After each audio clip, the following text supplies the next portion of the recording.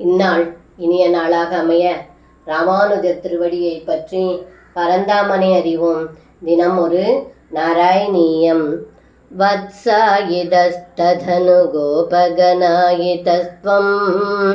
சிக்யாதி பாண்ட முரளி கவளாதிரூபः பிராக்வத்விக்ருத்ய விபினேஷு சிராய சாயம் துவம்மாயயாத பகுதா விரஜமாயயாத.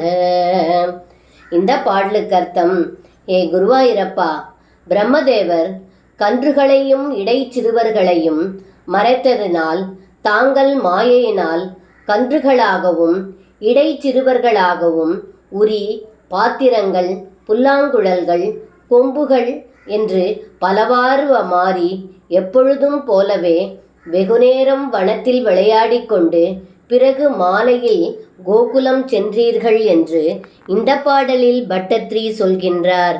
சர்வம் கிருஷ்ணார்ப்பணம். ஸ்ரீ குருவாயூரப்பன் திருவடிகளே சரணம்.